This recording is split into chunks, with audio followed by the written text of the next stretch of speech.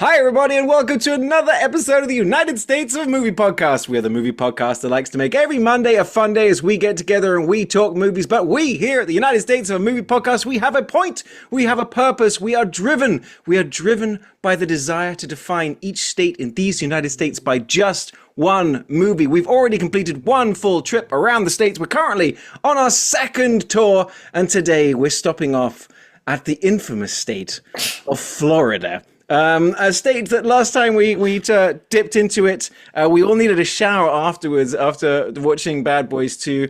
And I tell you, it's going to get pretty sticky this time around as well. Before we get there, let's welcome back my amazing co-host as always, Ryan Sunder, buddy. Welcome back to the show. It's so great to be back celebrating this new year. And guys, I can't wait to say it. I found my shimmer. And this week was a real tit flapper. I'm honestly, at one point while watching the movie that we haven't quite mentioned yet, that Ryan is talking to, I did burst into tears laughing. And my wife was going, why? And I said, I can't wait to hear what Will has to say about this movie. I tell you, sir, I booked front row seats to this particular thing. I've banked some potential comments that you were going to make. But yeah, it's going to get interesting. But before we get there, the man himself, Will Hush, as always, sitting in the middle of his video store in Los Angeles, California. Will, welcome back to the show. Great. Thank you, guys. Glad to be here. I got my hot dog soup ready to go. And yes, I was wondering if for today's talking club, if we could talk horses. No, the topic. Get it. No. Oh, man. No, that's not going to happen. Because, okay, so this is interesting to me because, yeah, so like I said, we have returned once again to Florida, and the champion that we had last year was another one of our all-time favorites that we've ever had on the show, which is Miami Connection, the movie that tells the story of a band that loves to do Taekwondo and beat up ninjas at night. Yeah, a tale as old as time. And the Miami Connection is that Miami is already also in Florida, which is where Orlando is, which is where the movie takes place. You know what? Makes perfect sense. Miami Connection, we decided, was the most Florida of all movies because it did give us a real full understanding of the randomness of Florida, but it took us around the state as well. And it's going to be a tricky one to top. But I have to be honest, we have gone to two very different sort of spectrums of the movie world for our attempt this week. Ryan, we're going to start with yours. You know, that we're going a little random and crazy when it comes to Miami Connection. You decided to get even more random and more crazy, if possible. Tell us about your choice. This is one of my, this movie came out, like, what, 2020, 2021? 2021 like COVID movie. Yeah, definitely a COVID movie. Went straight to Hulu. I think I remember seeing the trailer for it and thinking like, oh, this seems fun. It's Kristen Wiig, Amy Momolo. Like, it just seems, oh, I'll check this out. And I watched it and it became one of my favorite, like, top tier comedies that I absolutely love. Ryan definitely got into this. Annie Momolo, Kristen Wiig. Yeah. So they're the ones that originally worked together on Bridesmaids. And I like I've talked before that Ryan and I became friends during the pandemic of all times, connected over movies. And so this is one of those ones like, guys, you got to watch it. Guys, you got to watch it. Guys, you got to watch it. We did eventually watch it. And it is a fucking bonkers movie from the first couple of minutes, honestly. I don't even think we said the title. It is the movie. I'm assuming it's Barb and Star go to Vista Del Mar.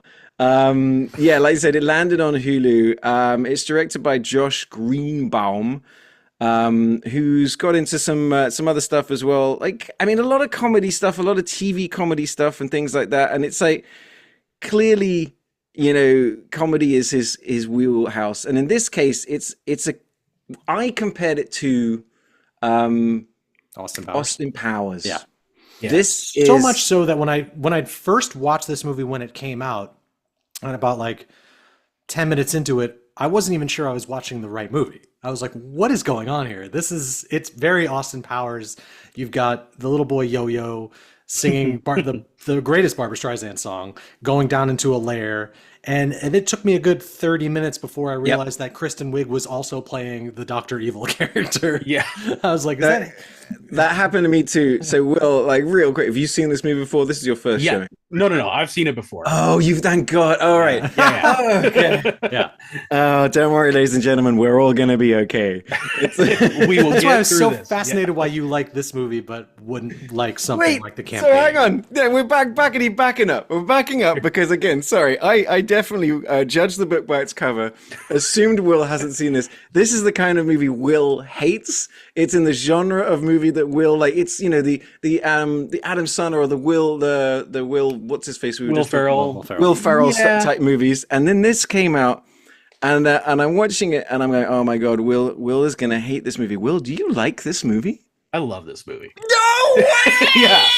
Twist. New year, new me, baby. Like, no, I love this movie. I think this movie is hysterical. I liked Bridesmaids too. I think honestly, like, they should be making more I can't believe they haven't like put this writing pair on more movies. Like, Right. they've knocked it out of the park every time they've done it. So, well, I tell you right now, I'm a little thrown. Because not only is this sort of like one of the comedies that isn't really usually Will's vibe, but it also features a Wayans. And like One of the lesser Wayans. And when the Wayans showed up, I burst out laughing again because I go, "Oh, Will's the world's be greatest." so This movie, the best way to describe this movie is like, because we talk about this before. I think they've been trying to make Austin Powers 4 for the last what seems like 20 years, right? And we're just like, it just wouldn't work.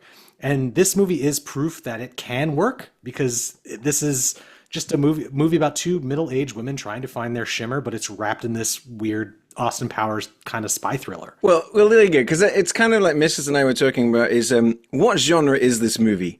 Yes. Yeah. Is it a musical? Sure. Yes, a couple of times it's a musical. Sometimes it's a spy movie. Sometimes it's a spoof movie. Sometimes it's a sex comedy. Sometimes it's just women, you know, like can't Stella get her groove It should back. not work. On paper, this movie should not work. But I love it. I feel like that, like, I guess it must have been a Hulu produced movie, or I'm not sure how it ended up on there. It was scheduled to be theatrical, but COVID just kicked everybody's balls. That's such a shame. Yeah. Like, Yeah, I really was interested to think what this would have done in theaters. Yeah. yeah. Because it either would have been a nothing or it would have made over 100 million. We'd be 150 seeing million. Barb and Star versus Alien versus Predator. Yeah. Yes. but I could totally see like how a studio would watch this and be like, we have no clue how to market this. Right. Even when I saw the trailer, I'm like, what is this movie? It gives like, nothing away. Yeah, like because I think I watched it the first time with my mom because we were expecting something much smaller. Yeah. Just about like kind of just two goofy characters. Right. And like you said, like from moment one, it's like, I'm sorry, did I play the wrong movie? Like, what is this? And they worked so hard to get this to, I believe, a PG-13 rating, but this so feels like a raunchy R-rated film. It doesn't. Well, to cut back to when I segued away then by having my mind blown, is okay because Will. I was the same. How long did it take for you to clock that was Kristen Wiig as the other character? Because I didn't figure it out for about 30 something minutes. And then there's one thing she says where she had a certain nuance or stuff with her hand or her face. And I go, that's Kristen Wiig. Yeah, dude, it's insane. I thought it was like Kate Blanchett or something. Yeah, no, it took me a couple minutes. I figured it out pretty quick. I think it was like when she was like, I'm going to make myself a suicide. There's just like some way she delivered that line where I'm like, hold on, that's Kristen Wiig too. Like what? She's like multiple characters. The fucking suicide, which is just like That if you've ever gone to any fast food place and just did one of every drink, that she ends it with just a dash of lemon sweet tea. I wonder if that's not just like a Gen X millennial thing because my mom had no clue. My mom was kind of like, I don't get the joke. Yeah. Like, what's this? I'm like, it's where you go like to a 7-Eleven and you get like one of everything. Come on, you know. Right. So I need to. All right. So this is. I'm honestly thrown. I'm genuinely okay. So genuinely okay for the people at home. If you haven't seen Barb and Star, go to Vista Del Mar. It is on the surface a movie about two middle-aged women from soft rock, Nebraska, who are basically twins, but not. They're the same person. Best friends. Yeah. They are just kind of like a Bill and Ted kind of. Yes. They are completely in sync, if you will. And then they lose their jobs, and they decide to go and find themselves in their shimmer at the luxurious. They lose the hottest job in town, Jennifer Convertibles, a furniture store which does not exist anymore. And that apparently in the movie, the franchise had been shut down for 9 months, but no one had told the store. Right. So they decide. So they're from Nebraska, but this is not a Nebraska movie. This is a Florida movie, and they go to Vista Del Mar in Florida to try something new. That's the movie on the surface. From that point on, honestly, from the moment, well, actually, we've already said, from the first 3 seconds of the movie, you go, what the hell is going on? From the time they get to Vista Del Mar, the whole movie it takes a massive load of drugs and goes crazy. And this... there's a scene where they take drugs and... You're right.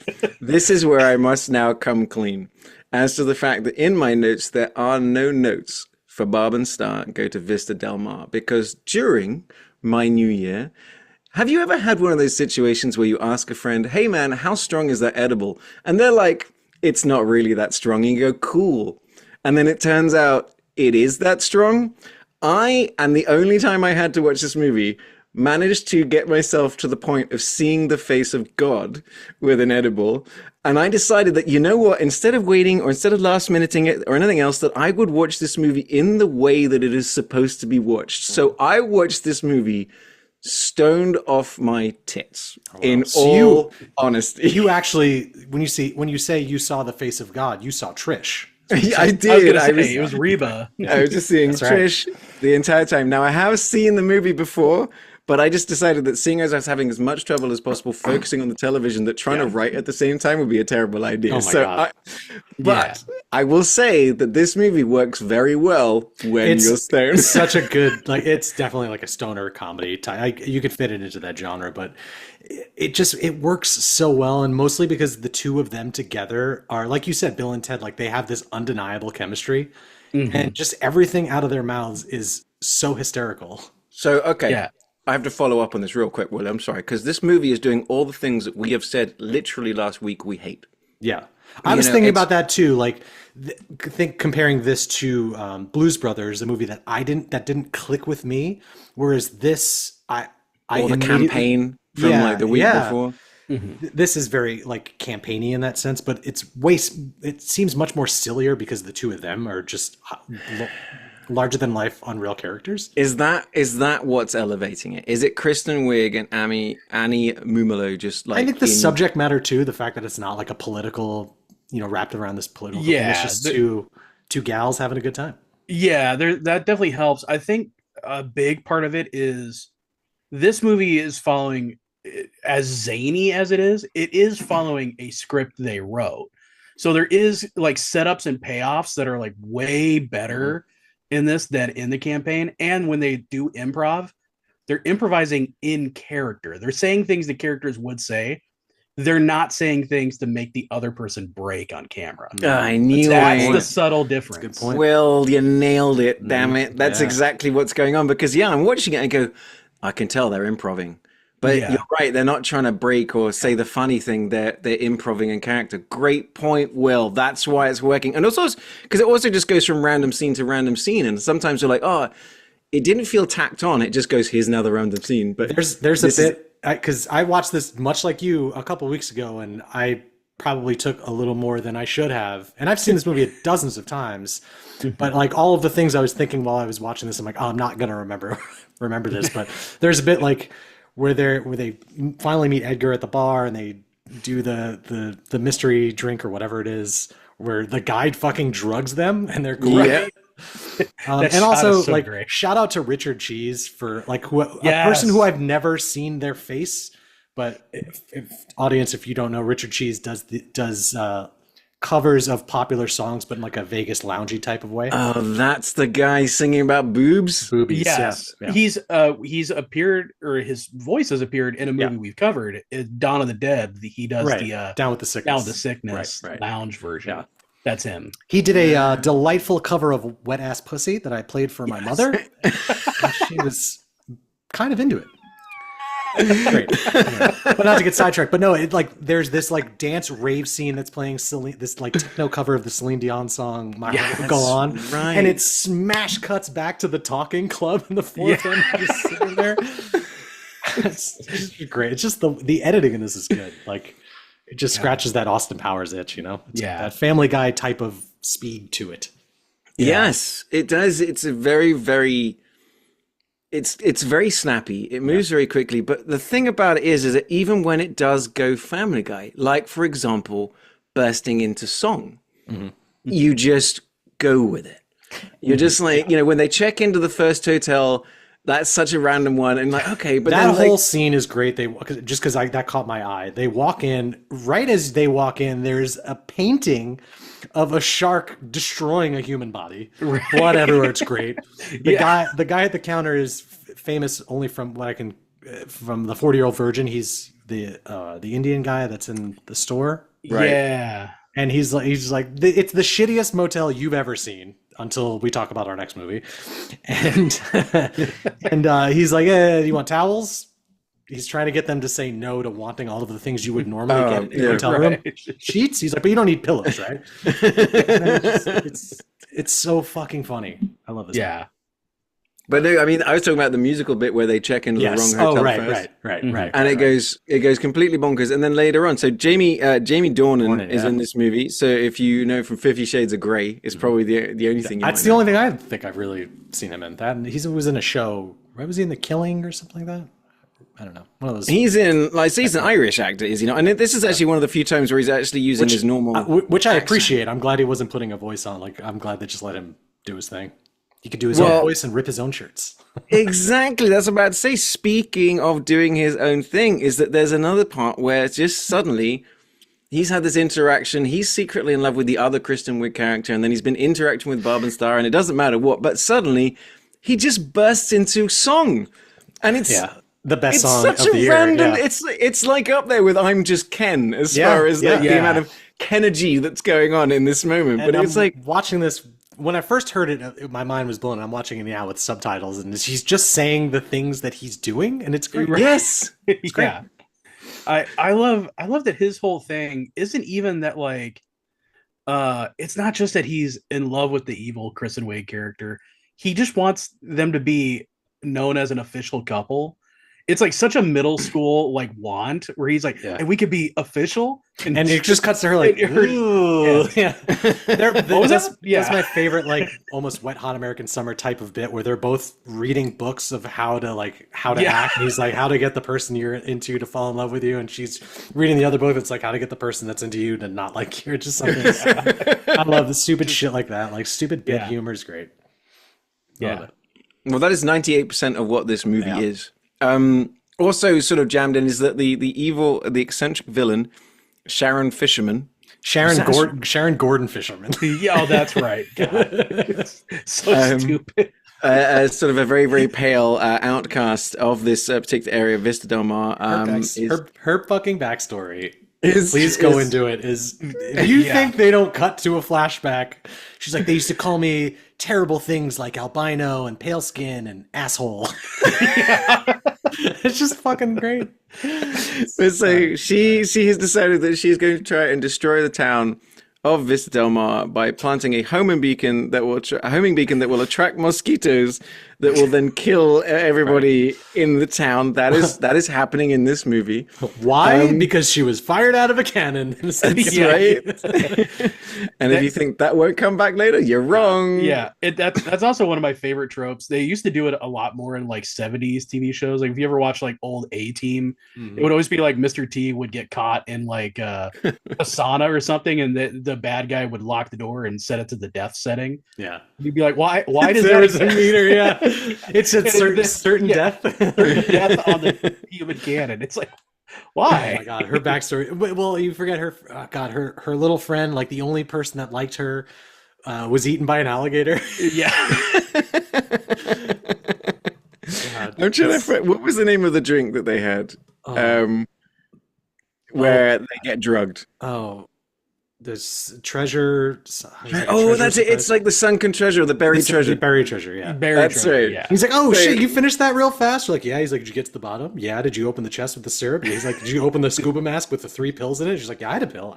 It's like, That's your treasure. that shot of them like He's sitting there and just such cool camera work for such a silly thing. Yeah. And then the techno music kicks in. To catch again, so our audience, because I said to try and keep track of this plot is honestly as hard as trying to keep track of the plot of the next movie we're going to talk about, actually, but for very different reasons. Yeah. But yeah, in this particular case, so Barb and Star are now at the hotel. You got Jamie Dornan, who's like obsessed with other Kristen Wiig, and happens across these 2 girls at the bar, where they just start talking because they're Barb and Star, and then they end up having this drink, and then they end up drugged. And then they end up on that hilarious night where you see all this stuff happening. Yes. And then they all end up naked on top of each other. Great fucking montage. But Jamie Dornan's character, he's there to plant the bomb, which is what is going to attract the mosquitoes to the area. And he's got it all in a belt, and she's like, here's the antidote. She puts it in, it's very fragile, and she fucking flings it on the fucking table. It's very fragile. It's so stupid, like these little gags, but it's because Kristen Wiig is such a phenomenal character actor that she's just like, she never breaks. She just delivers. Her line delivery is so good. And seeing her play both roles, it was so jarring for me when I did realize, I'm like, oh my God, that's her. That makes perfect sense. Sure. Yeah. God. It's okay. I was expecting to honestly just have a 45-minute long diatribe from Will about why he hates this movies in general, and this movie podcast. And instead, I'm like, oh man, we're all agreeing on shit. I'm unprepared. Oh, see, I knew you'd seen it because we were talking about it. Like you got excited when we brought it up to do on this podcast. Yeah, I have it on Blu-ray. No way. Yeah. I had totally forgotten that you liked that. Oh my God. So yes, it gets to that point of like, so there's a really funny little bit in the middle where you've got Barb and Star have now, like, both of them got laid for the first time since one's husband died and the other one, got divorced. And it was like some drug-fueled orgy with Jamie Dornan. But they're just so, oh, well, that was nice, the next day kind of thing. Her husband's name is Ron Quicksilver. Yeah. Yeah, they're like best friends. They've been separated at the hip. They're like so intrinsically mashed together, but this new man puts a little bit of a wedge in between them, so they kind of like fuck off and do their own thing. And Amy Manola is it Amy Momola? She's Barb. Yeah, Barb's character goes off and she didn't even want to go on this trip. She does all the things that she never would have done. She goes to the banana boat. She goes paragliding. She does a fucking drum solo in the jungle. Yeah. Smokes a joint on a moped, jumps over like fucking. She meets Tommy Bahama. Yeah, Andy Garcia. And originally they wanted Barack Obama to play. Oh my God. Yeah. That would have been amazing. Tommy Bahama himself, yeah. But like, so then you get that quite funny bit about like, they're both sneaking out and they both have the exact same date with Jamie Dornan, exactly, like back to back, like go to the exact same place and the exact same. Even the background characters are doing the same thing. Yes, right? Exactly. I mean, it's so funny how they did that. The stories they're telling are almost the same. Where she's like, my feet stopped growing or she's like, my toes stopped growing. She's like a bunch of Tic Tacs down there. Yeah, don't look. And then you see Jamie Dornan like trying to peek down at her her feet as he did at the cutaway. And then, the difference is that Star, so Kristen Wiig's character and him sort of hit it off and they just like go to Bone Town. Whereas, like you said, Barb's character, she goes on a journey of self-discovery. Right. And then it all kind of comes together. Well, because, they have to bring in the backup plan, which is then one of the Wayans, right? That's the backup plan? A different spy, He's the worst spy ever. I love that he's always like just giving himself away and then his name and then his address. Yeah. Damn it. Very Naked Gun. Like that's why I was thinking about this a lot. Like when we recorded our Illinois episode 25 years ago, it seems. Like comparing this to like why didn't Blues Brothers connect with me is because that humor just didn't have that same level of, for as wacky and silly as it is, I just don't know why that one didn't resonate with me, but something like this did. what's wrong with me? Yeah. Well, I'm just you're asking the right question because again, I'm going back to it. But Will should hate this movie. Will should, on paper, this is all the things that drives Will crazy. I guess I could try to hate it. It was Will Ferrell and John C. Reilly. I crabs. I hate. It's so charming. I hate crabs and Morgan Freeman voices. Yeah, but it's like if Bart and Start had gone to Vista Del Mar, Will Ferrell and John C. Reilly, right? Yeah. And he's like, God, here we go again. Oh, too much. Will Ferrell's naked. That's the thing is like the two of them are what make this movie work. Like these two actresses, like they're so talented together. They're acting, they're writing. That's what makes this movie so great. And they're just so likable too. Yeah. Like, exactly. Yeah. And they're so naive. Like, like, well, we both have high school degrees. She's like, well, you do. Well, no, I don't. You do. I thought you did. Yeah. It's like they both come into work even when the other one's not working and all that kind of stuff. But it's like this very much gets down to their background as the Groundlings, the legendary LA improv group.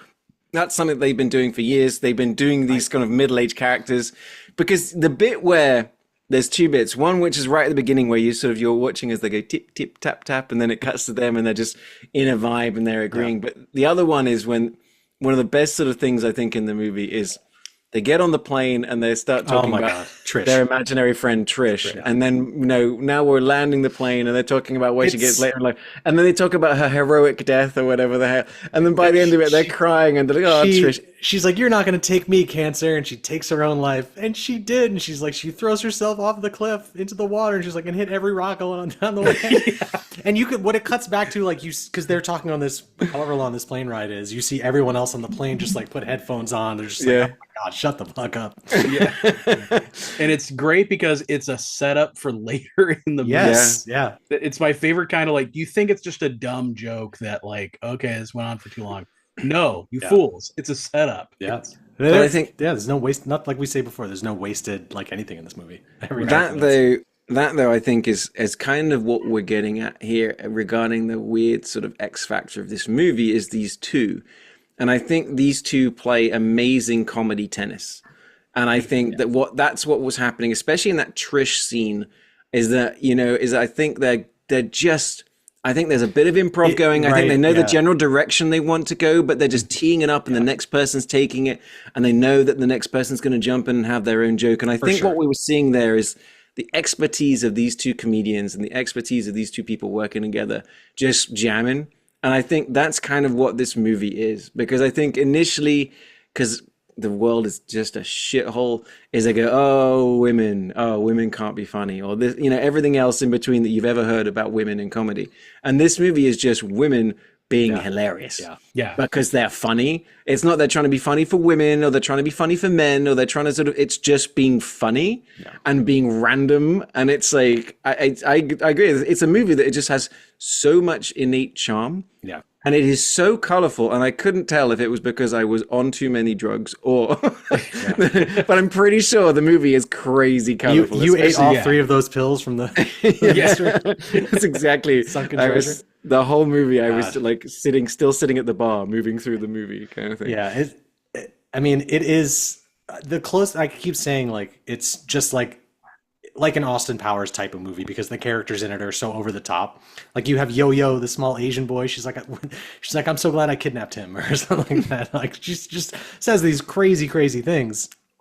And he's so good. And when he's later on in the film, when he's driving the submarine, she's like, make sure you're moving your hands. Yes. Just a little bit side to side. Just so there you go. Good. Don't keep him straight. You got to be doing this. And he's just like, it's fucking funny. Actually, it's interesting here because Kristen Wiig's saying that early screenings, people left wondering who was playing Sharon Gordon Fisherman. And she's saying it was insane. I go, it's not insane. Like, it's like people seeing the Batman and they were going, who played the Penguin? And I'm always like, that was Colin Farrell. And they're like, no, they did such a really good job changing her face enough, adding like the gap in her teeth, the contact nose lenses is done, and then they've got her in high heels, so she seems really tall. She kind of reminds me of what's his name, Mugato, or whatever from that's right, Will Ferrell's character from Zoolander. Mm-hmm. She's that kind of dialed up, and sometimes she looks like a Tim Burton character in someone else's movie. She's got those big goggles, like like Mike TV and stuff like that from Wonka. But yeah, kind of like you were saying, is just that everything is random, but it works. Everything that people still have. I mean, like, for example, the most random thing being the movie starts with the dictionary definition of culottes. Yeah, because no one knows what the fuck culottes are. Well, that's the thing, which is a major part of the movie, and they apparently later decided to put that as an intro because they realized that not everyone in the world is obsessed with culottes, like the three people making this movie. Right. But they saved the day. This is what Will is saying. There's any setup, there's a payoff. Like in RRR, any little thing that you think is useless, nope, it's coming back an hour and 45 minutes later. At the very beginning, when they decide to go to Vista Del Mar and they're like, we need to pack, all of the shit that they're fucking packing, like birdhouse, insane shit. When they get to their hotel room and open up the case, like all of that stuff is in there. So that wasn't just a throwaway gag. Like that's shit they legitimately packed, and their evening culottes. Yeah. Wait a minute. The mice originally had bigger roles. There was a mouse orchestra. There's a bit where that goes dun dun dun, and it cuts, and she's like, strings her off. The rest of it. The rest of it gets It's great. So again, it's just dumb, silly shit like that. Like stuff that shouldn't fucking work, but because this movie has so much heart to it and is very, very charming, like it's a chicken soup movie for me. If I'm ever in like a down mood, I can watch this. You know, I think also the part of it is the characters are silly, but they're all playing it somewhat straight. Because like Jamie Dornan, like when he's like going over his backstory while Barb and Star are tied up, and like every time he looks away, they're just kind of like that is such a funny scene, wildly different position. But he's like not breaking. He's still like just giving like his heartfelt confession of what his life has been like. That's what works for me. Is I'm just like nobody's breaking. Nobody is like winking at the audience. It's just these are these characters. And again, actually, very quickly, that scene was going to be the one that I go, Will, you have to admit that one was funny. That was going to be in my back. Ollie was so prepared for you to hate this movie. He doesn't know what to do with himself. No, I don't. Literally, I'm like, this movie's terrible. Twist is the worst. I hate the Wayans brothers. I mean, they got the least insufferable Wayans, and they covered his face the entire time. So, and he's so funny. He's so funny in this. Is like, oh my god, they're the backup spy. Yeah. And you can't like having a fight scene while one of them is wearing like a Daytona Beach like bikini T-shirt, like you would get at a gift shop. That's hysterical. And the fact that it's just them like just rolling, just tumbling. There's no music, just them. It's so sad. It's so pathetic. I mean, the fact is, like, this movie, it must have a level of charm for a movie that can end with bad Kristen Wiig getting shot out of a cannon to get Barb and Star, and then Barb and Star being rescued by the mystical sea spirit Trish, who is Reba McEntire, who's back again this season, second time for this season. Oh, yeah, Tremors. Right? Tremors. Yeah. What a career. But that's what I mean, is that can then happen, and we're all like, okay. And then, and then the other Kristen Wiig's character survives and she's covered in mosquito bites because she took the antidote, because the antidote that she gave to Jamie Dornan was just sweet tea. The makeup on her face from that is so hysterical. And then people just want to be her friend because it's Florida, and everyone's like, you know, like even the random like European-looking guy in his speedos is like, he pops up like 4 or 5 times. He's on the paraglider with her, smoking the joint. That's right. And then Yo-Yo shows up and he's like, "It's not over. It's party time." It's like, okay, all right, let's fucking go. Like, I want to live at this resort. Like, I want to be at this resort. You know? Yeah, it's a feel-good movie. Well, you know, and that's what it's sort of like reflecting, is that in this movie, it's very much about, you know, come to Florida, escape your troubles, find yourself, find the other sort of the freaks inside you, and band together and have some fun. Yeah. Which is the exact opposite message. I was going to say, it's the shimmer was in you all along. The shimmer. It's like, honestly, and we, like I said, we do this on the show now, is that we recommend movies. We would recommend Barb and Star. Oh yeah. And I think it's just got the stupid enough charm that it's honestly for everybody. It is for your grandpa. It is for your grumpy uncle. It is for your nieces and nephews. You can get away with it. It's not R-rated. You can show them. In fact, the one F-bomb that they drop is covered up so well. It's Barb going like, "Oh, fuck," and it just cuts to Kristen Wiig going, yeah. It's just sneezing for no reason. It's great. Yeah. awesome. But we would, this is a definite recommend. It's on Hulu. It's on Disney with Hulu if you've got it there. It is total nonsense from beginning to end, but it is just endearingly sweet and fun and just the right level of ridiculous that we would definitely say recommend it. But so kind of like I was saying, it's all about the fun and discovery of the joy of the unreality that is Florida if you go there on vacation. Now, last year we got into movies. Ryan's already crying. Is that Will, you said when we got to our also rans, you were like, there's a movie I kind of wanted to do. I've been hearing about it. It's A24's Florida Project. And you chose it this week. Where did that come from? Where did the choice come from? Give us a little bit of your backstory before we jump into the movie. I do like Sean Baker's movies. It's a Sean Baker film. Who did Tangerine, which I really, really enjoy. Also, really sad. But I thought, especially since Honora is making the rounds and is kind of like Quiet Achilles. That's the tiniest neighbor dog in the world, Achilles. But Sean Baker, since Nora's making the rounds, I thought it'd be appropriate to finally tackle this. And also, the fact we passed on it the last time, I definitely have friends who reached out that were like, "Why did you not cover that movie?" Well, because we did Miami Connection, The Birdcage, and Bad Boys 2. Right, the most Florida movies. But this is also extremely Florida. Yeah. Although I don't know if Florida is happy about that. Right. Yeah, so very quickly, so for those of you, if you're like me, and honestly, I know a little bit about movies, but I have to be honest, a massive gap for me is Sean Baker. I've heard his name thrown around a little bit here and there, but these movies, 4-letter words, I haven't seen that from 2000. Take Out, Prince of Broadway, Starlet, Tangerine, The Florida Project, Red Rocket, and Honora are all movies that I have barely heard of or have never seen. I mean, Red Rocket goes back to that's a Texas movie by the looks of it.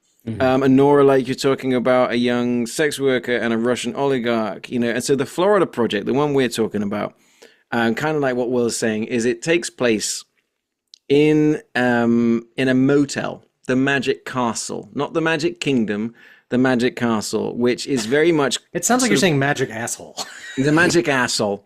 But it's figuratively and literally very much in the shadow of Disney World. Now, I've only been to Florida a couple of times, and both times it was kind of around the sort of that area.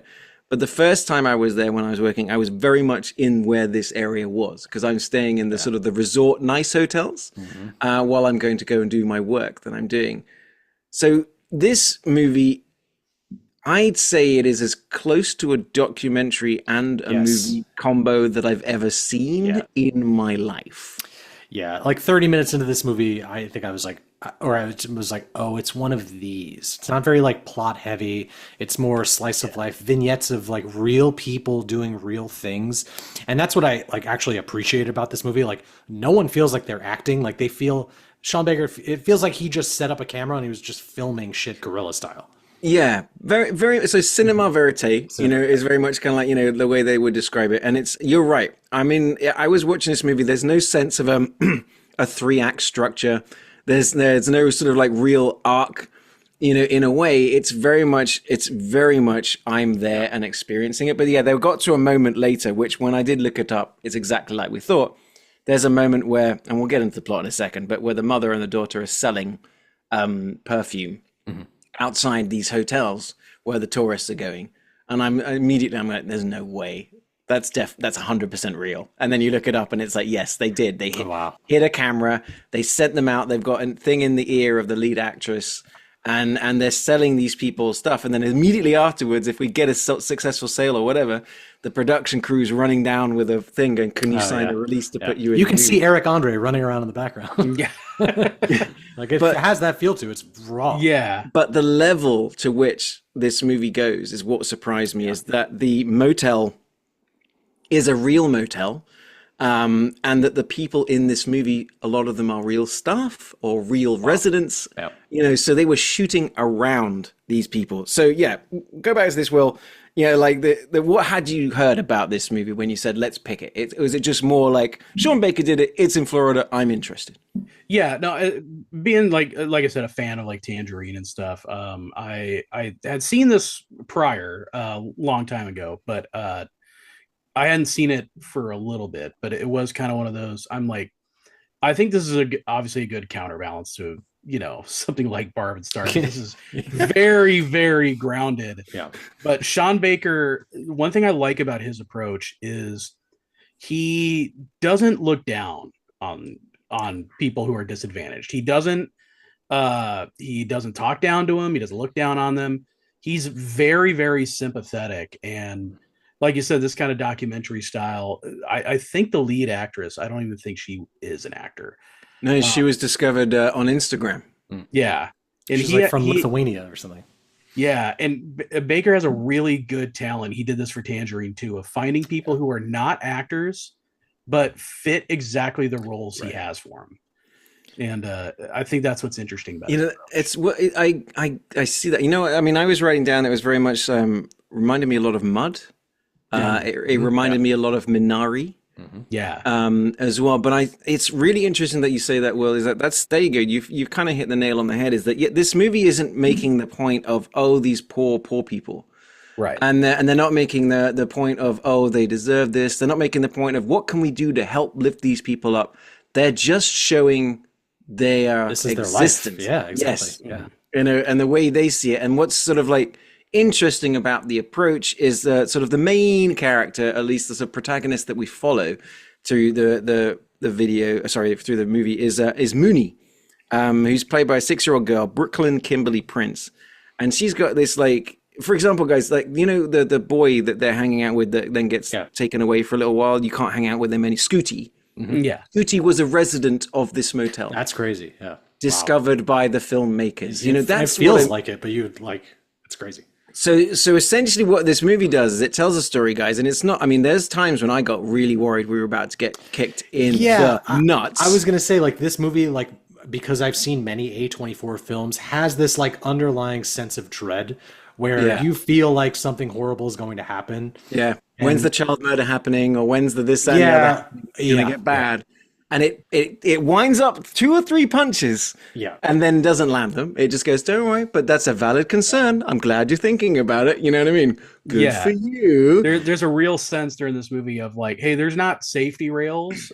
This is very real. Yeah. So this isn't going to be like a Hollywood, but then they came in and they did a dance that saved the motel. Actually, but that's exactly how the movie ends, which we will get to right when we get to. But that's funny enough, is considering you say that and considering the movie, that the choice they make in the last 5 seconds of the movie is a fascinating one. Yeah, because I was watching this when I was back home. It threw my parents off. I bet. They were like, what just happened? Yeah. And Disney owns them now. Right. Straight to labor. Yeah. But this and that girl, the girl who plays Mooney, so good. So good in this, and just so funny.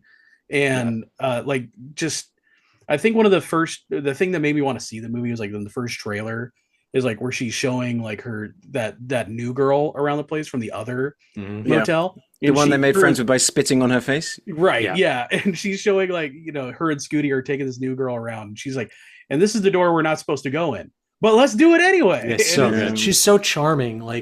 Usually when you're seeing movies like this with child actors in them, it's really hard to notice that they are not a child actor. Whereas this, I'm like, fuck, these kids aren't even acting. They're just I don't know how he communicated that with them.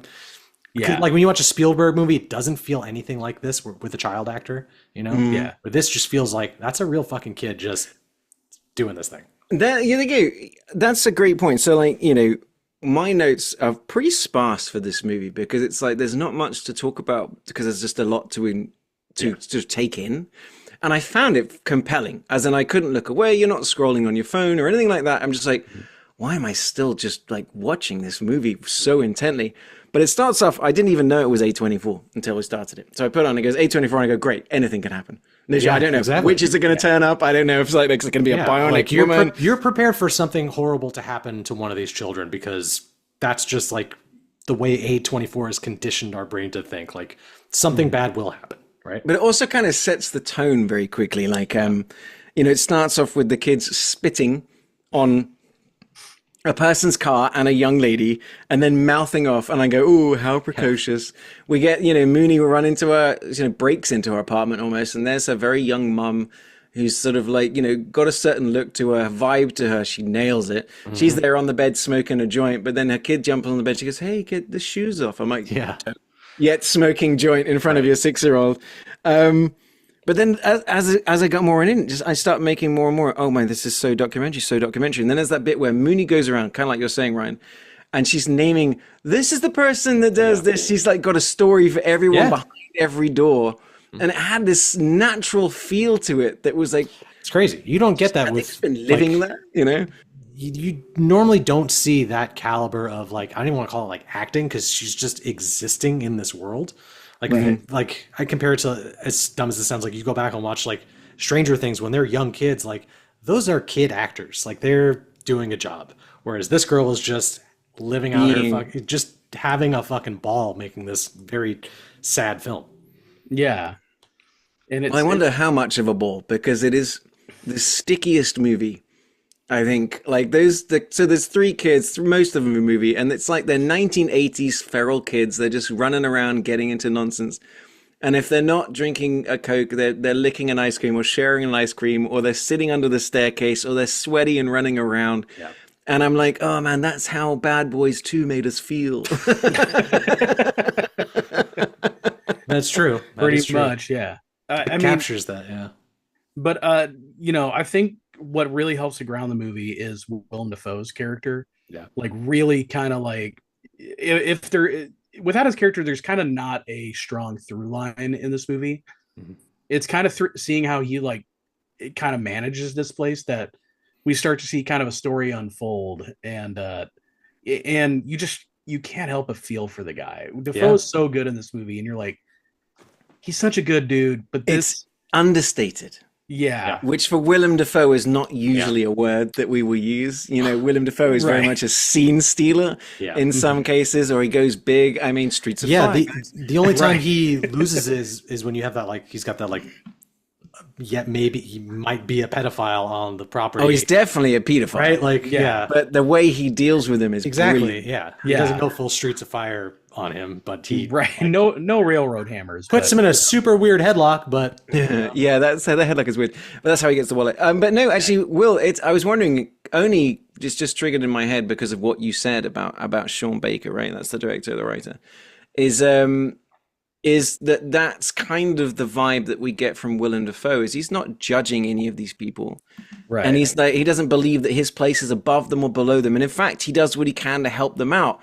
He has to, so none of them can establish residence. So once every 3 weeks, they have to spend one night outside the hotel, but he'll look after their stuff. But he's done a deal with another hotel. Mm-hmm. And then that hotel doesn't decide to honor it. So he comes over to fix their problem, loans them $10. He's just this guy, because my note that I've got at the end of like page 1 is about 30 minutes in, where we see him after work go to room 101. I go, oh man, the guy lives there too. Of course, it's like it's his whole life. I mean, he's got to be like the most patient person, so patient on the fucking planet, because you get. I think the intro to his character, I'm misremembering, but when the power goes out, when Mooney and the kids like flip the breaker or something, the power goes out and everyone is losing their fucking mind, screaming at him, and you see him walking across. They're like, what the fuck's going on? Why didn't you pay the bill? And he goes in and flips the thing, and then he walks out, he's a fucking hero, and he's like, hey, you're welcome. Like, dude, that was the thing. I was like, the power's been out for 1 minute. And they're acting like a bunch of 7-star hotel people going, what about my champagne? I'm like, guys, it's been 1 minute and you're also in this shitty motel in Florida. Yeah. Maybe take a breath. It's like, I live in Texas in the middle of the country. The power goes out, guys. You just gotta cut the deal with it. For days. Sometimes, yes, it does. But like, I know what you mean, is that he is kind of like this little king, but he doesn't rule over them. He doesn't have, he doesn't like, there's none of that kind of, he's what I mean is like yes and no, because I think he genuinely cares. Like the kids, they make noise, but they also understand. The woman that works behind the front desk, they've got a look on their face, but they don't get angry at the children. They kind of roll their eyes or help them do, hide and stuff like that. You almost get the idea that like this type of interaction isn't the first time. Like there have been tenants before that have a similar story. Like even when you get to the end of it, like he's, I don't, not to jump ahead, but you get to the thing where he's like, well, here we go again. Like, it just kind of, this is his cycle of living and existing. Yeah, he's no stranger to this world. He knows kind of what the score is, and he knows how far he can go for them before it's like, I can't help you anymore. Yeah. You know. And you also get a sense of like what this has kind of cost him, because he's got that helper who I don't know, I forget if they say it in the movie. I think that's his son. That's who that character is. Yeah, it's never fully articulated, but I assumed it was son as well. Yeah. Who's been making the effort to come and help him out. And, you know, he's like, Dad, he doesn't say dad. He goes, I just do this so I don't need your money. I'm just doing this to help you out. You know what I mean? And now he has bed bugs, so. Yeah. Right. It's so you get a sense that this guy has poured so much of himself into it. And, you know, and it's a kind of, it's not super tragic, but, you know, but again, you're just, it's real. It's just very real. Well, yeah. I mean, it's almost, I like that, you know, there you go, Will, you've again hit the nail on the head, but like with Willem Dafoe's character it is kind of left to us to assume. You know, so how do we know that this isn't the way that he grew up? So he has a lot of empathy and understanding for this, because maybe he grew up in a place like this. And yes, he's got some stability because he's got the job, and yes, he can help these people out. But then, like saying, he hasn't been spending time with his kid. He feels very sort of separated from it. And that scene is an interesting one, is where they're moving the ice machine.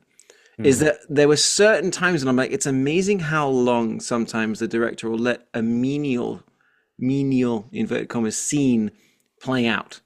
You know, even to the point of sometimes moving bags, or sometimes moving upstairs, or moving them in and out of a room is like, wow, that went 50 seconds longer than I would have done. You know, it makes you sit in it, right? Yeah. And it's interesting that I don't lose interest because of it. I'm actually pulled a bit more in. Yeah, but it's a real magic trick, because not a lot of directors can do this, and a lot of places it would feel like nonsensical. But like this, like I said, Will, you're very much helping me understand this movie a lot more. I'm greatly appreciating this. Well, I was one of the things that was kind of cracking me up during that scene where they're like, either where they're moving the mattress to the dumpster or they're moving this, is I was just thinking, you know, most people become actors so that they don't have to do jobs like this. Yeah. And then it's like, hey guys, I landed a movie. What am I doing? Oh man, flipping a mattress. Yeah. I often think about that when it's a movie star that's doing like a real blue collar thing. Yeah. And it's like, I wonder, like, okay, how much connection? Because it's like, oh, Jennifer Lopez, I'm a dog walker. And I'm like, are you really, Jennifer? Tom Cruise, I work for the IMF. But it's probably funny. Like, you think like it would be, if you had told me that, in preparation for this role, Willem Dafoe lived in a motel for 6 months, I would believe you. Like, it feels so real for this character. Oh, he did for a while. He moved in for weeks beforehand to get. It's what he's going to do. Thanks for telling me. But I tell you what, so much of this movie is kind of like what Ryan was saying, is that A24 being notorious for giving you that sense of dread, is that I have, oh no. And then it's like, oh, great, an abandoned medical clinic. Now it's like, oh, I was just about to joke about one of these kids being eaten by an alligator. And then it's like, oh, if one of these kids doesn't die in this burning building. And then I've got one moment, which is, oh, no, in capitals. And then, oh, no, again. It's the biggest notes that I've got in all of my notes. Can you take a guess as to what that moment was? For me, like, because this movie... 2/3 of the way in the movie, and it involves the mum and the daughter. Well, that could be anything, but really, take a guess. Is it the bikini selfies thing? Bikini selfies. Yeah. As soon as she said that, my blood ran. That's cold. When I text you guys. I was like, "This is the sequel to Striptease I did not want." Oh yeah, God, this is like Romy's life after leaving Vegas. This is the harsh reality of it. And the thing is, though, it's done very well, is that they don't do it with impending doom. It's just done as a thing. And she's taking pictures. She's got a bikini on, then she's got her daughter in a bikini or a little swimming costume. I'm like, I'm not liking this. Yeah. And then immediately after, she's flush with cash. Yeah. And then as the movie, bathtub sequences. Well, that's what I mean. Is it actually took me until the third bathtub to really understand. Yeah, of course, 100%. Because I'd been given the concern, and then the second time it happens again, and then she's got cash, and I'm like, is she letting people in to watch her daughter in the bath? Oh, and then you get the third scene, and then you get the guy opening the door without seeing it, and then you're like, okay, all right, so it's bad. Oh, thank God, she's just a whore. Yes, exactly. Oh, thank God, she's just prostituting herself in the next room, as opposed to. But it's that ominous thing where you like in a movie like this, where you see a kid like playing in a bathtub with just loud music. You're like, it's interesting that they're showing 3 different times where this happens, and then the way it cuts, where she walks out on the phone, she's like, "Hey, babe," gives her room number, and she's like, "All right, get ready for the bath." You're like, "Oh, no, that's this." And then the other shot that had that got me was it's I've even got it written here. If Ginger Kid goes missing, ... It's just. It's right near the end of the movie. It's right where you're waiting for the fucking hammer to just drop. And they send the kid home, and then they do a shot of her running home by herself. Yeah, that was. Why would you do that? Yeah. Why would you show me that? Because she's going to get kidnapped. You've already been introduced to the pedophile, so you have that running in the back of your head, right? Yeah. For me, it was like throughout this film, and the way he shoots this too, it's like so low angle, so these kids seem like gigantic, or it's super wide where they seem tiny, but it's shots of them like precariously just running across the street, and there's just shots of the street. I'm like, because then it sets up later when she's running away, you're like, oh, this is where something horrible happens. She's gonna get run. That's the thing. Like, and they do that all through the movie, and like it's not so, and I'm not spoiling anything, audience, by saying there's no payoff to this, because there's plenty of payoff, and there is a big payoff at the end for something that happens, but it's like, it plays with you without you feeling manipulated.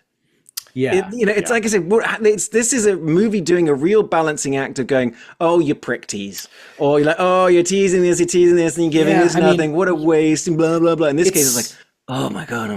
It's so twofold, because I tried watching this like through the lens of these kids, because I was a kid like that too, where if we went on a trip, I would meet kids from wherever we were staying, and we would get into trouble, like just doing silly shit like that. We weren't throwing toilets out of a window, but we could have. If you could have. That another sense of dread, like them in that building, like this what appears to be a crack den during the daylight, and they're just kind of smashing stuff. I'm like, this is not going to turn out well. And then that's like one of those situations too, where like as a grown-up you're terrified, because you're like, what's going to happen? But I can totally put myself in the mindset of those kids being like, we got all this stuff to smash and burn. This is okay, right? This is awesome, That also had actually the part of the movie that really stuck out to me was when I really felt for Mooney and I wonder if it's just the little girl out, vibing or whatever, but it's where they're walking through these abandoned, beaten up, these places, but she's going, that's where my bed would be.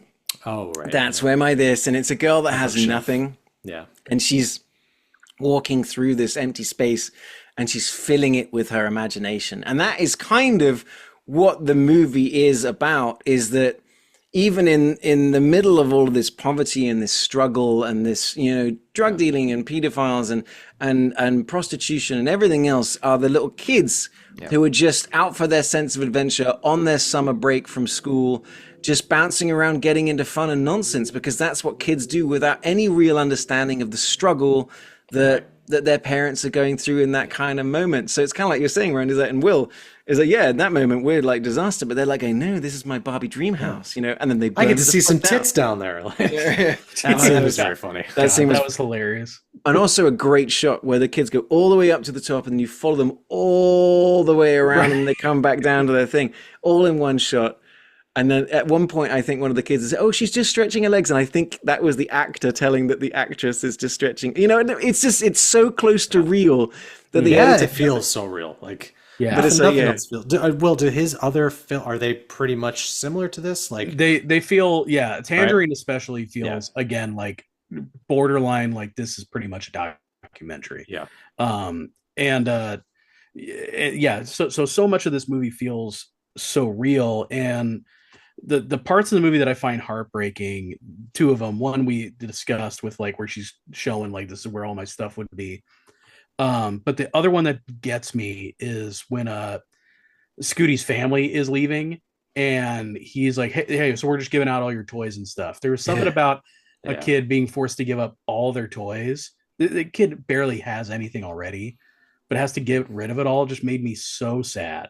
Mm-hmm. And it's like, you got to think from these kids' perspective. They are too young to really understand the situation they're in, to like fully grasp it.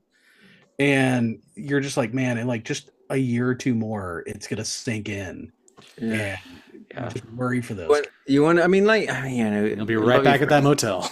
Right. Well, then that's what you worry, right? Because like, so my last 4 notes of this movie are, God, this is depressing, and then breakfast, adorable. Last one, question mark? Because you realize, oh shit, what's going on here. And it's so the actress. Let's give her a shout out. Actually, she's Bria Vinaiti.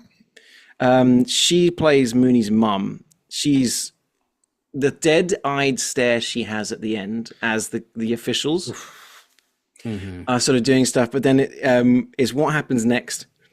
So, okay, it's a mild spoiler. Well, it's a spoiler, ladies and gentlemen, but to be honest, you're only going to watch this movie once, I guarantee it. Is in the end, because of reasons that will become clear when you watch the movie, basically CPS turns up, but it's not CPS, it's DCF, I think, which is the Florida version. Department of Child Welfare. Yeah. And it's the moment where Mooney realizes what's happening and Mooney starts shouting, and we're cutting back to her mum. It's the mirrored behavior of mum screaming and shouting, and you can't do this, to cut to Mooney screaming and shouting. And it's kind of like, again, never really gets into it, but the idea of trying to break the cycle of abuse or break the cycle of poverty in the hopes that maybe she's going to go to a family that's going to look after her. But it's like in that part, and then and then I've got it written. I mean, like the end of this movie, I then just wrote, this kid is breaking my heart, because little Mooney turns up at her little best friend's house and breaks and starts crying. And then to see a kid do that, it was absolutely heartbreaking. Oh my God. Like, it's like watching the kid from E.T.'s casting video. Have you ever seen that? Like, so it's the kid who played Elliot. His audition. Yeah, he does his audition and he just bursts into tears to the point that you're watching it and you just want to die. And then they sort of cut, and then you just hear Spielberg go, "You got the job, kid." So it's like it ends with the happiest thing you've ever seen. But you see these kids. Congratulations, you're playing E.T. But you know what it reminded me of? It reminded me of Natalie Portman in Leon when we were talking. That vulnerability. But even still, like, there's just, I mean, I guess because the kid even is so extra level because she's like 4 years younger. Yeah, exactly. Yeah. Like that's what I keep saying is like, you wouldn't believe this kid is like not acting. You would think that it's just this child on camera. It's the only way I can describe it. Yeah. And so this is kind of, so we touched on it a little bit earlier, and I said how the ending of the movie gets a little interesting. And Will was like saying, what is this? Do you think you're going to get a happy ending? And then how the ending threw off his mum. So, okay, and again, it's not really a spoiler, but what it does is, I mean, I got it immediately, like where it was going. But it's the whole movie, I think, is shot on 35mm or something like that. Anyway, but the last 8 seconds of the movie are shot on iPhone because they illegally shot it inside you can't Disney. film in that, right? That makes sense. But it's just your heart's broken. The child's been taken away. You're thinking about the mother, and everything's coming crumbling down in a way that you're expecting it to. And it's kind of the inference, like the director was saying. But honestly, this is how I took it as well. Is like we escape into the kid's imagination. Of just like, in that moment, I just want to run away and I want to go to the Magic Kingdom. I want to go to Disneyland. I want to run away. Yeah. And that's how the movie ends. And it was such a bold, fucking ballsy way to end this movie. It's so funny because in my mind, I'm like, how did they get into the park? They got no money. They're too small to ride on anything. So my analytical brain was like, this doesn't work. See, well, that's what told me. I'm like, oh, this is a dream sequence because you can't get in that way. I've tried. So it's but it doesn't matter. Like it works for the movie, Right. Well, it's just left up to you to interpret it the way you want to interpret it. But it's like, because at any point I could have paused that movie and said, I'm either 10 minutes in, 10 minutes from the end, or 45. I have no idea how far I'm in this movie, if it's going to end at all. So when that moment happened and then suddenly it goes credits, I'm like, oh, okay. It's a movie that, like, if you saw this in the theater, you're just or just in general, you sit there through the credits to process it, because you need a moment, to decompress. Yeah. But go ahead, sorry. Oh, I was gonna say, but yeah, that was it was pretty surprising because I did notice all of a sudden like the frame rate changes and like just there's something about the film. Like all of a sudden, I'm like, oh, we're not on film anymore. Strangely enough, Steven Soderbergh shot all that.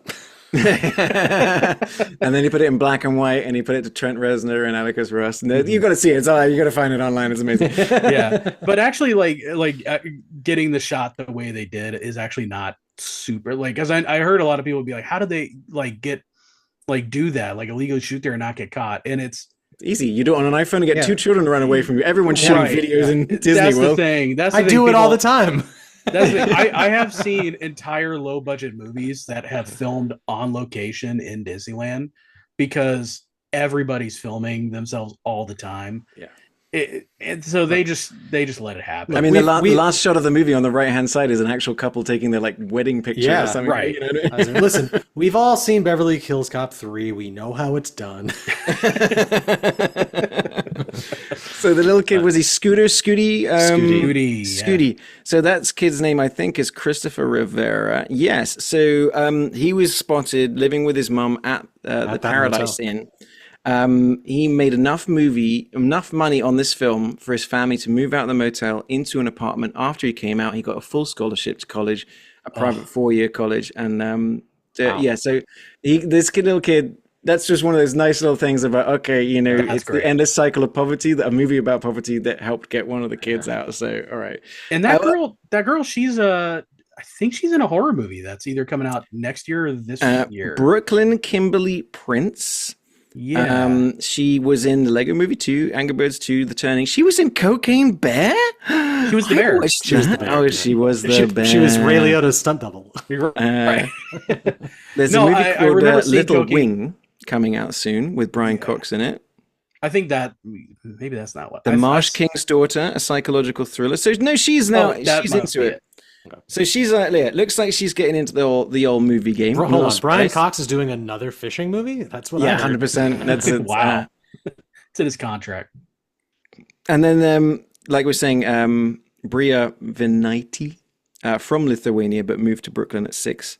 She has done a couple of other movies, but it seems like, and she turned up a little bit in the OA, but it very much seemed like in the Florida Project, I mean, she's the one, you're watching it and you feel so sad for her the whole time. And but you feel that for every character in this movie, like from like the cab driver that you meet that drops off the couple that booked the wrong hotel, or something like great. That. The Brazilian, the Brazilian. Man, she's Brazilian. You don't understand. This is not going to work. So you get the woman that's doing the laundry, that she buys weed from her, like everything that leads up to the end of this film, like you can kind of see coming a mile away. Like that's what I'm saying. Like it has that A24 stink where you know something's gonna happen. You don't know what it is, but you know it's coming.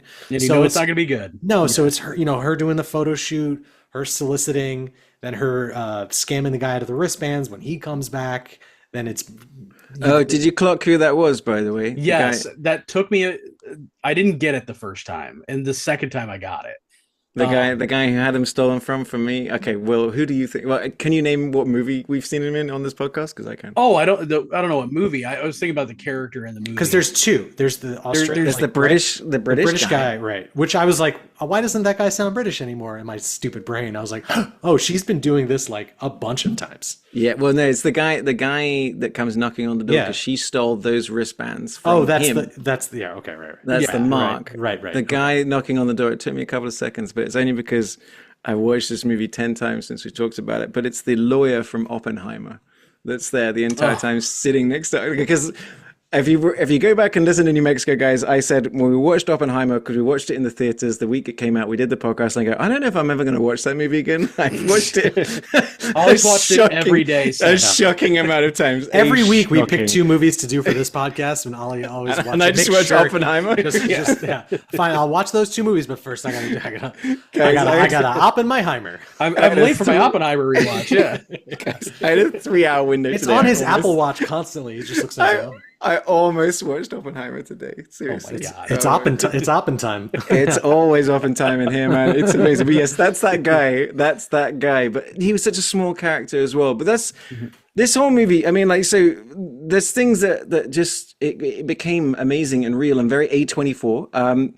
So we keep saying that just in case you're someone that's not in the massive movie world. There's the massive studios, and then there's A24 who started making independent movies, but they then went on to then win the Oscar for Best Picture. I think was it last year or whatever it was for Everything Everywhere All at Once, or the year before that. Yeah.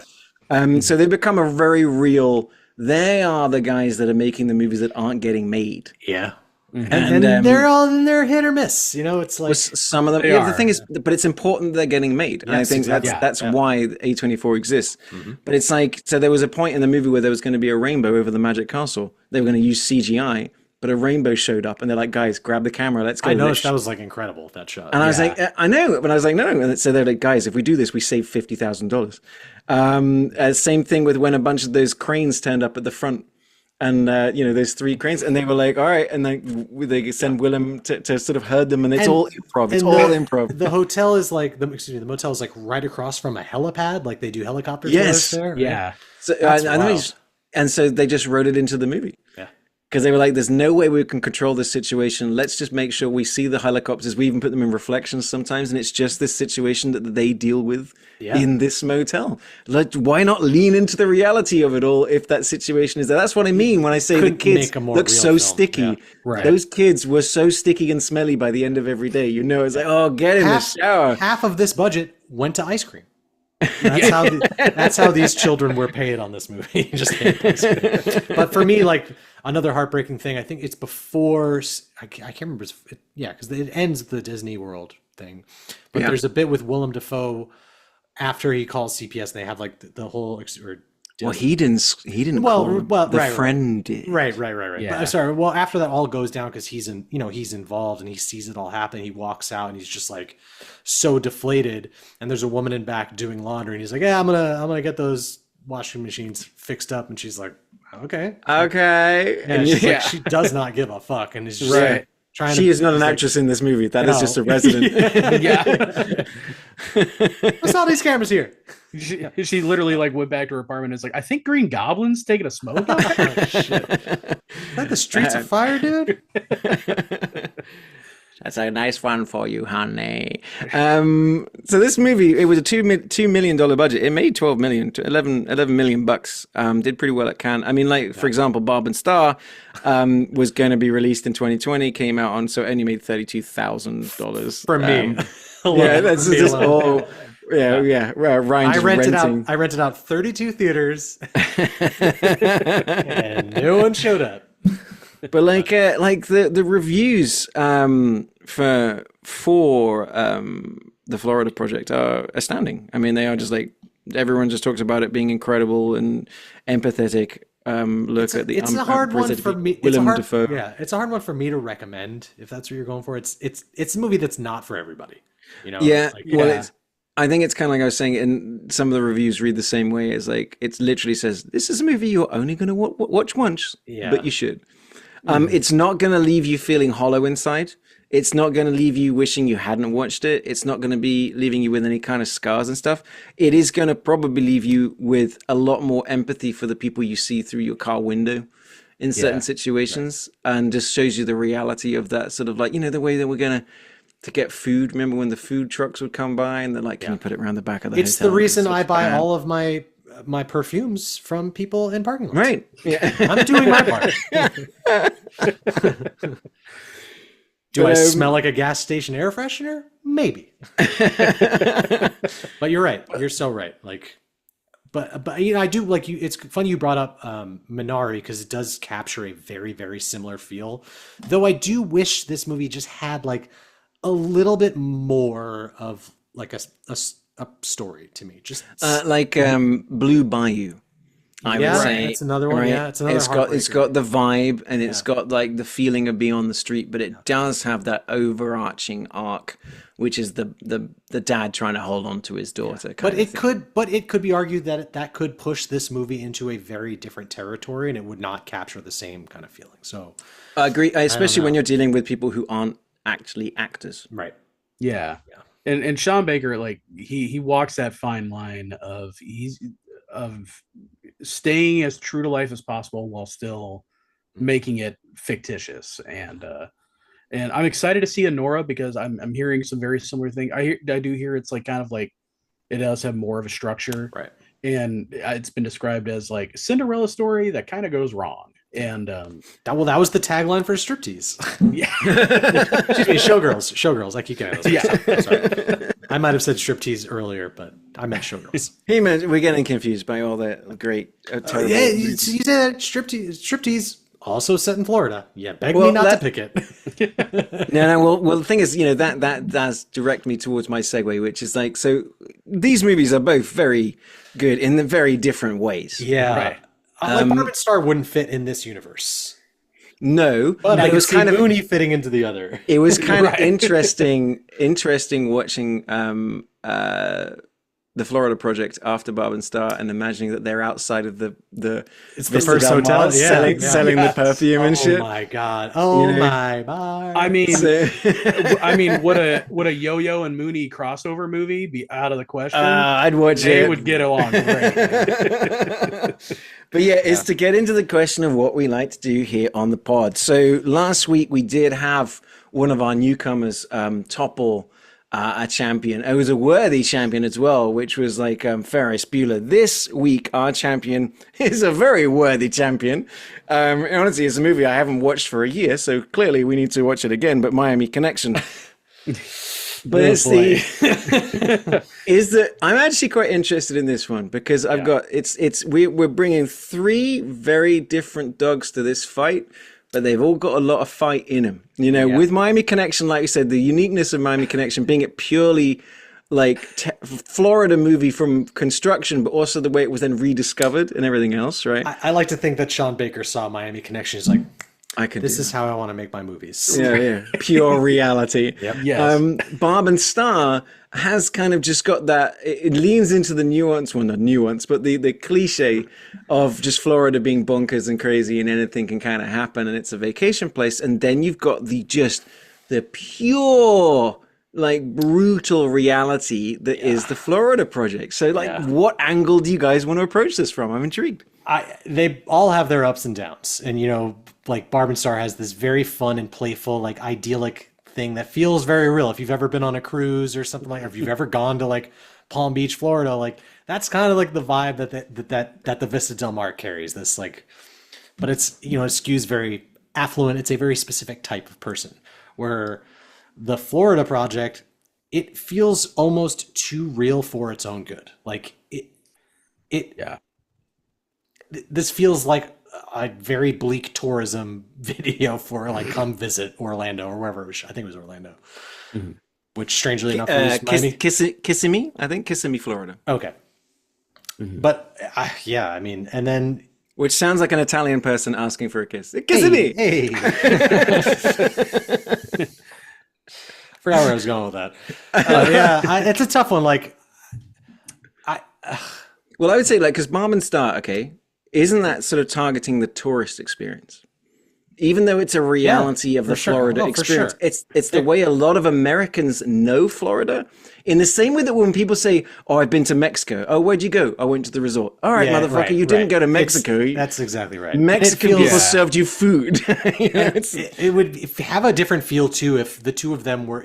If you take that out of it, if the two of them were just from Florida and the whole thing kind of took place there versus them visiting a place in Florida. Yeah. Also, it wasn't shot anywhere in Florida, but it still feels. It feels it. Like all the people in the pool, like they feel very like the guy in his the Speedo or whatever he's wearing. Yeah. That feels very real. Because all right. So let's keep on this thing. All right. So it's still so Barb and Star is a crazy reality, but still a reality based inside the crazy. Miami Connection is the reality of this movie being made for real in Florida, but its connection to any kind of reality is completely none. And then unless they really are ninja, you could take elements from Miami Connection and drop them into Barb and Star, same movie. Yeah, but I would say the opposite. I would also say you could take elements of Miami Connection and drop a couple of ninjas into the Florida Project, and we're off to the races as well. It's going to be gritty. Very different movie. Some of the places those kids are running around look suspicious, like the swamp where there was that whole for sure. Sorry, I thought you were positing the Florida Project would be better if it had ninjas in it. I am. There are definitely cocaine ninjas in those abandoned boats. I mean, for sure. You just can't see them because they're ninjas. But also, if you've ever seen those movies, in the American Ninja series, very similar to that. Of course, I have, and they're all amazing. No, but guys, I still don't see. For me, any clear, like, because they're all approaching. We've got pure reality, we've got heightened reality that's not real, and we've got heightened reality that's real. Yeah, but it's the fake side of Florida. If I'm going like current like realism, you have to. I mean, I would have to give it to the Florida Project just because I'm like, that's real, man. That's real. It may not capture like all of Florida, but that is a very real aspect of the society that we're living in. Sorry, hang on. My phone's ringing. Sorry, it's the Florida Board of Tourism about it's our the Florida Project. For this episode, it's that. Yeah, sorry. No, it's a no. Yeah, so any tourism money we were going to get for this particular episode, it's gone out the window with Ryan's particular Joke's on you, I will never go to Florida. But like, I see Ryan's point. I do. I just wonder is like, but like, is that a Florida story, or is that a poor person that lives in Orlando story? That's what I'm saying. Like, Disney aside, that motel could be set anywhere. Fuck, it could be the motel from Bottle Rocket. You know, it can that's true. Anywhere. That's true. Annoying, but true. Let's see. I would say that Miami Connection gives you the glamorous silliness of Barb and Star, but also the gritty reality of how it was filmed. Yeah. And the fact that Florida came together to make the movie happen, you know. You're picturing a world where years down the line, Mooney gets a postcard from her mom, and she goes, "Oh my god, yes!" No, I was going to say this. I was going to say, it turned out that Mooney's dad worked for the CIA, right? Yeah. Oh, damn, we went for the same joke. Hell yeah! The thing is, I mean, I'm also agreeing with Will. I mean, because for me is obviously the most like just on the nose of reality movie is the cinema verite movie that is the Florida Project. But there is that randomness to Miami Connection of it could only have been made in Florida because of the origins of how that story is made. And I was going to say which one had the better songs, but fuck, man, I don't even know. There you go. Yeah, that's very true. Did Barb and Star go to a Dragon Sound concert? Maybe.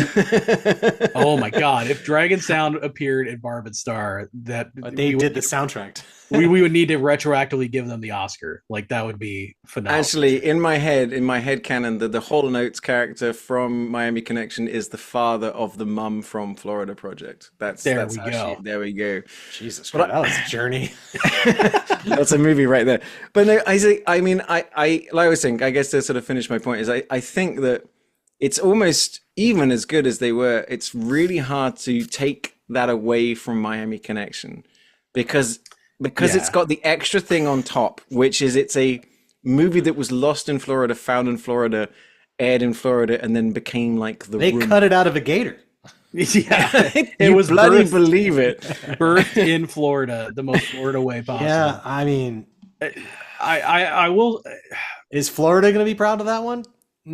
Are they going to be more proud of it than the Florida Project? You know? Yeah, that's something we factored in before too, which is like, if you're from the state, which would you rather be the representation? And if you're from Florida, I can't imagine. I would imagine yep, no that's movie. Us, Florida Project. Yeah, I can't. We haven't found that movie yet. Right. Yeah.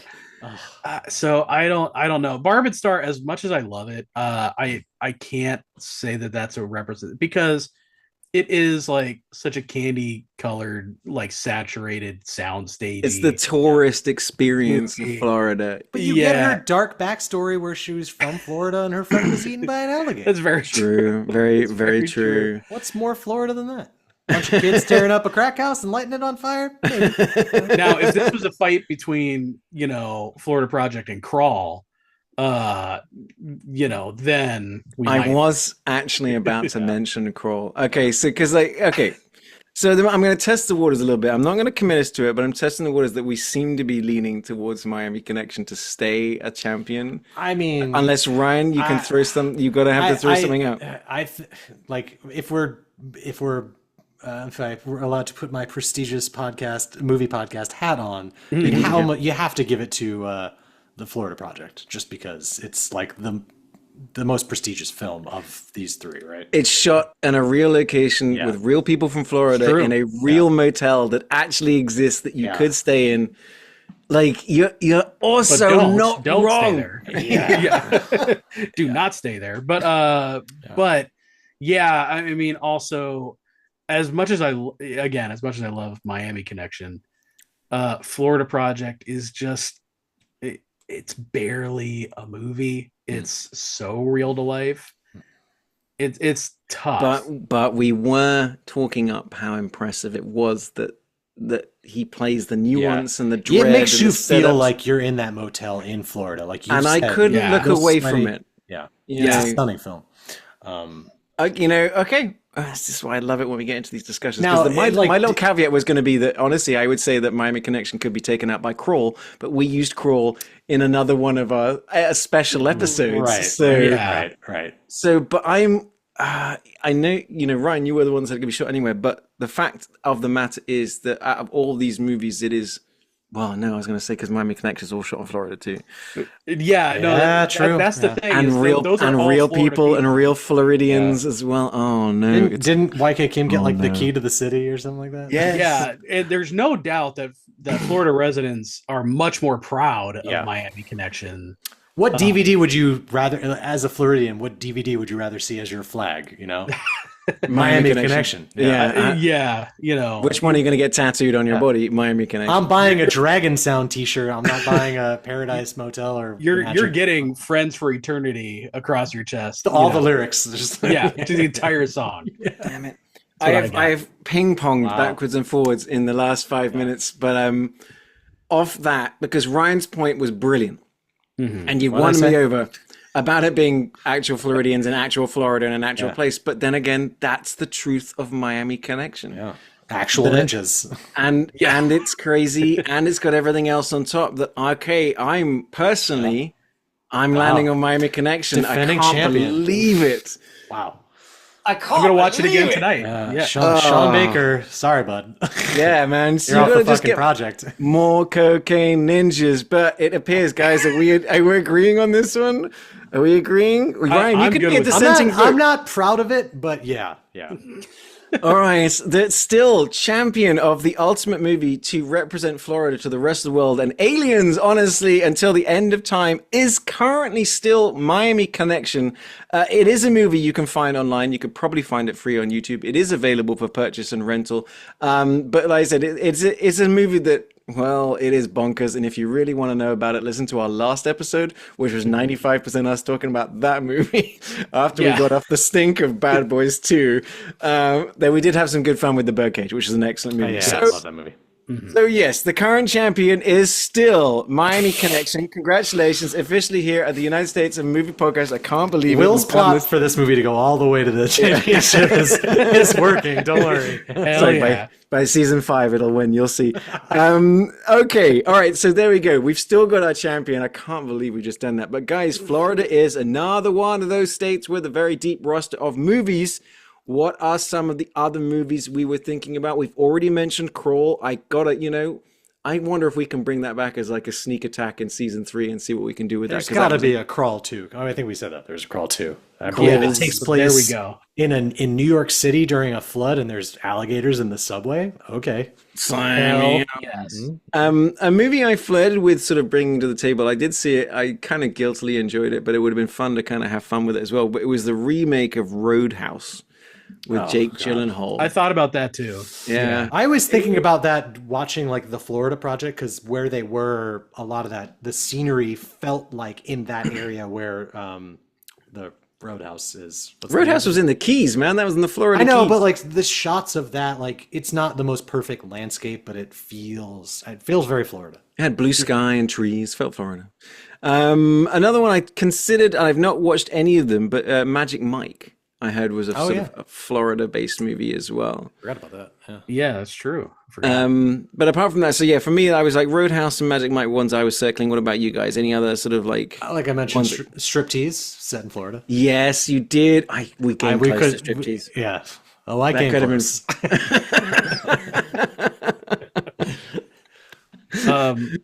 I settled on Florida Project so fast. I don't think I really could. You'd actually made the decision last year, so you already knew what you were doing. Seriously, yeah. Another one I did try and throw you guys' way, because I've never seen it, was what's the one with Spring Breakers? Right, Harmony Korean film. Yeah, that would have been interesting. I'm not as big a fan of that movie. Yeah. I don't really care for that one. I know nothing about it, but I've heard there's a lot of chat about it that I was like, okay, I could kind of give that a go. Was it Moonlight? Another one we mentioned. Was Moonlight set in Florida? Because I think that was one we almost did as well. I've never seen Moonlight. I've been really waiting. I thought it was. I'm not seeing anything about it. Denzel Washington in Out of Time. Baywatch. 99 Homes. I remember that one. That's that kind of drama talking about after the mortgage bubble. It's what's his name? Michael Shannon and Andrew Garfield. Attack of the Meth Gator, sure. My God, man! I'm kind of sad we can't do It's Florida, man. It's Florida, man. Yeah, because that is the craziest show. Let's do a 2-minute segue about this. Yes, what Will is talking about on HBO, on Max. I still call it HBO because it's HBO. Yeah. But there is a show called It's Florida, Man, which is very much in the vein of, would you say, Drunk History, but instead of being drunk, you're just from Florida? It's exactly that. Right. That's 100% what it is. From the first episode is crazy, the second episode's crazier. It just, every story gets more and more insane. Yeah.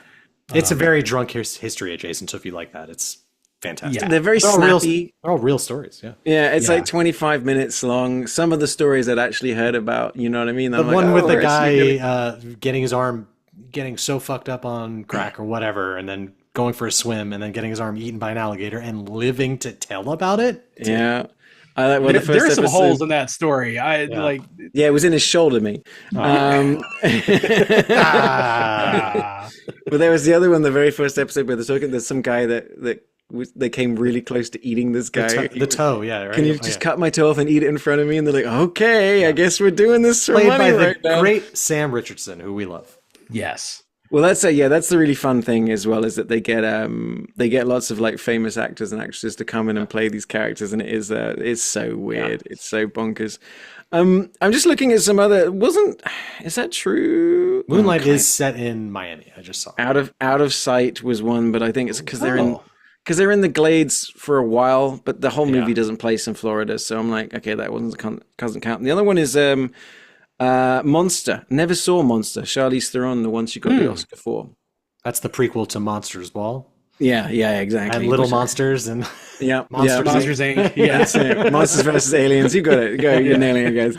We should do a whole season about that one. But look. So there's definitely some movies we can return to next time. I'm interested to see. We're gonna have to find something truly bonkers, I think, if we're gonna finally take out Miami Connection, because I maybe Spring Breakers may be the one. I may have to bring that out and just throw some sort of grenade into the middle of it. No, so guys, what we have to do though is talk about where we're going next week. Now, you guys reminded me just before we started rolling that the state we are going to next week is the state of Colorado, which, correct me if I'm wrong, I do believe the champion we crowned was the 1980s, the Red Dawn, one of my absolute favorite movies. Somehow beating out Cliffhanger and Dumb and Dumber. I think, that's right. I think the reason Cliffhanger, I realized that we did was because it was shot in the Italian Dolomites as opposed to, which is Dumb and Dumber is specifically in Aspen. It's like very, right. I could watch the shit out of some Cliffhanger right now. But Red Dawn is our current champion. It's got a lot of the outdoorsiness. It's got a lot of that sort of like that Colorado, even though it wasn't shot there. It got a lot of the vibes. So what are you guys? I think you've each picked a movie that you want to bring to the table. Yeah. What are we thinking, guys? I picked a movie. I haven't seen it forever, but I'm going to go with Things to Do in Denver When You're Dead. I haven't seen that since I was a teenager, and I used to love that movie. My brother's band even had a song called "The Man with the Plan," which is Andy Garcia, Christopher Lloyd, Treat Williams, Steve Buscemi, Christopher Walken, Fairuza Balk, and Gabrielle Anwar. It's a Treat Williams treat. Yes, that's what we got. It's a real treat. Can I tell a quick Treat Williams story? Treat yourself. Yeah, here's a little treat for everybody. This is going back a couple years. We had a bunch of people over. It was close to Christmas time. I was getting some work done upstairs, and they started like some Netflix Christmas movie downstairs. And so I didn't see the first part of the movie where they're showing the credits, and all of them were watching it, and Treat Williams' name comes up, and they're like, Treat Williams? Who is named Treat Williams? So 5 minutes later, I finish up my work and I come downstairs and I'm watching and I go, hey, Treat Williams is in there. I think you actually really have told us this before. That's amazing. That's amazing. Yeah. No, but it's a treat every time.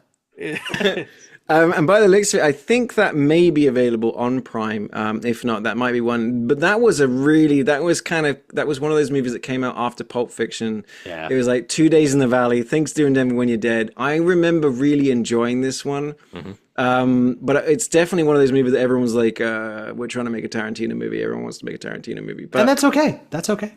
Like Christopher I've Walken. never even heard of this. So You've never heard? Okay, Things to Do in Denver When Dead. That's a good one. I'm looking forward to seeing that one again. What about you, Will? What's the one you brought to the table?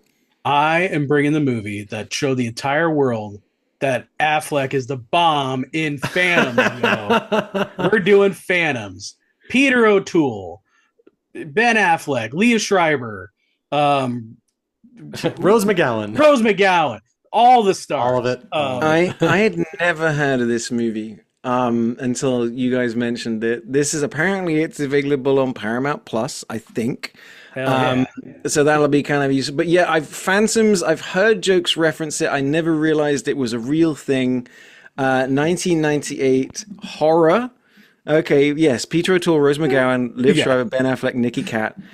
Based off a novel, takes place in the town of Snowfield, Colorado. Stephen King's Phantoms? Oh my God. Sutter Kane's Phantoms? I was about to say Sutter Kane. There we go. In the Mouth of Madness 2. This is it. I'm on board. All right, so guys, so next week we will be heading to the state of Colorado where we're going to do Red Dawn. Watch that again if you haven't watched it. Phantoms and Things to Do in Denver When You're Dead. As always, check out the app Just Watch, which we really should hit up for a sponsorship. Let's just find these guys because we'll talk about them every week because it's a great app. It's a fantastic way to find out where you can watch your movies. The current champion, as always, like we said, right now, Florida is the Miami Connection. But will we topple Red Dawn, one of Ollie's favorite movies of all time? We've got some interesting ones coming to the table. I'm looking forward to this conversation. Now, if you are watching us on YouTube and you haven't subscribed to us, do us a favor, subscribe, hit the little notification bell, drop some comments if you can. It all helps with the algorithm. If you're listening to us, as many of you have done, actually, give us a rating. Thank you very much for our ratings that we've been getting, even on Facebook. We got 5 stars from 12 hot people, but you know what? We'll take it. Only the hottest people watch and listen to our podcast. Right. There it is. So yeah, you can, like I said, find us and rate us. Share with your friends if you like watching movies as well on Spotify, Apple, things like that. Come and find us on Facebook. You can find me as Ollie Pettigrew on Facebook, or that Englishman in Texas, where you find me talking all things Texas, except on Mondays, where I like to talk the movies. You can find Will as entitled Willennial, especially on TikTok, where he'll dig into his physical movie collection that is like the Library of Congress, but bigger. And as always, you can find Ryan's designs anywhere that's unofficial, because all the official places have banned him for being amazing at his job. So download a Tor browser. Get on the dark web and we can hang out.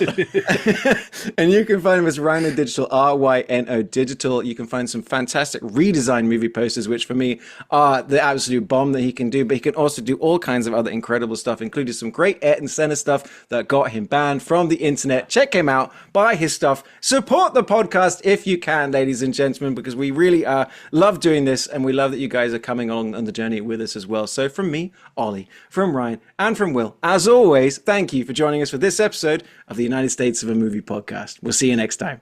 Shimmer.